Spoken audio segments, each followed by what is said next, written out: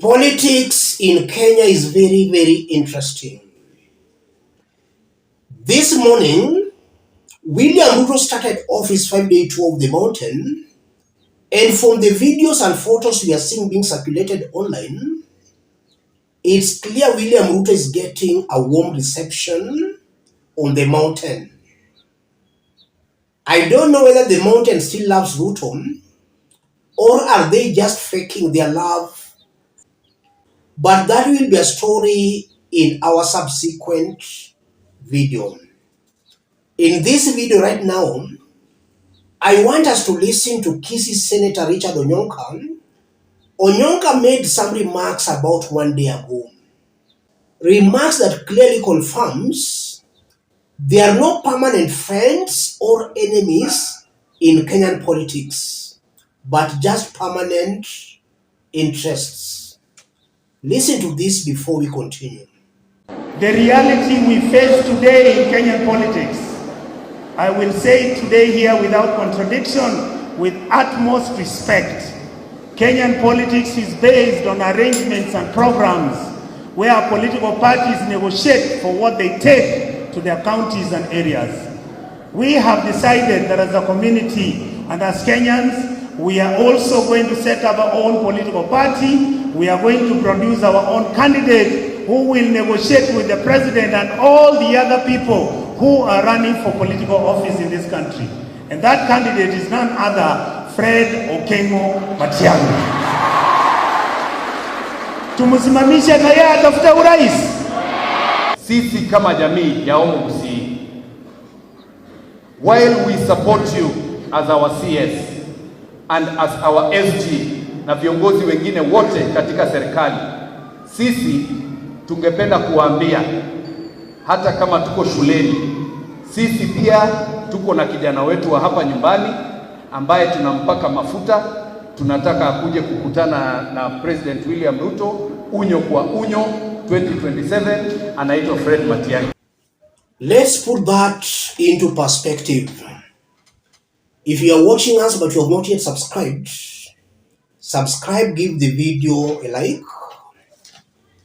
If you may want to support our forum, that's my number. Let's proceed. Onyonka is saying, we have decided as a community and as Kenyans, we are also going to set up our own political party. We are going to produce our own candidate who will negotiate with the president and all the other people who are running for political office in this country. And that candidate is none other Fred Okengo Matiang'i. That's what the Kisii Senator is saying. And we have also heard the other member of parliament there saying that their candidate is Fred Matiang'i. Richard Onyonka has been a very close ally to Kalonzo Musyoka and the Rigathi. In fact, during a DAP party function, Onyonka was seen very closely to those opposition leaders. Now this is the man saying that their candidate will most definitely negotiate with Ruto. Onyonka again is the person who has been really attacking William Ruto's government.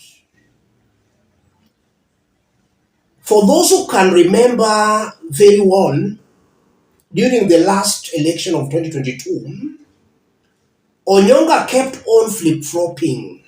At one point, he was being seen to be in ODM.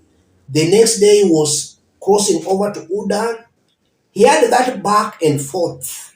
That was in 2022. And it created an impression that Onyonka is another chameleon. He does not have any stand.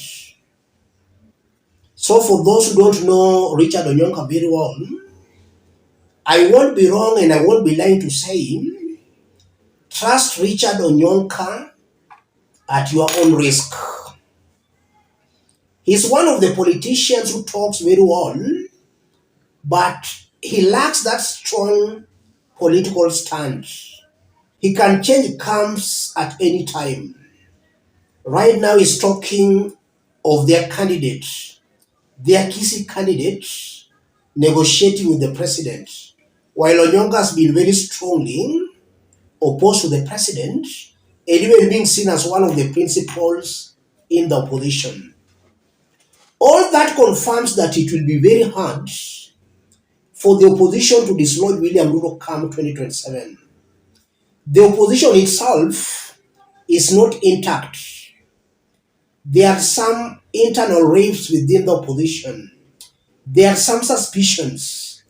Just recently, we saw Wamuchomba badly attacking Rigathi Gachagua. And from some other quarters, it's rumored that maybe Wamuchomba is angling to position himself with the likes of Ndindi Nyoro. So the opposition is clearly not intact. In the event Kalonzo will not be supported by Rigathi Gachagua, we don't know whether Kalonzo Musyoka will still be in the opposition. He can easily cut a deal with Ruto. Same to even Rigathi Gachagua. Rigathi can equally cut a deal with Ruto. It's still too early, ladies and gentlemen. One day in Kenya's politics is a very long period of time. If you look at William Ruto, Ruto is a shrewd politician. And just as William Ruto did beat Raila Odinga, Uhuru Kenyatta, and a combination of the likes of Kalonzo, don't underestimate William Samoei Ruto. This is a politician who can be seen to be doing things the wrong way, but those things normally works for him. And that's why I'm very reluctant to underestimate or to rule out William Ruto in 2027. William Ruto has the best chance of beating all these other candidates. And another factor influencing that is because of our ethnic politics.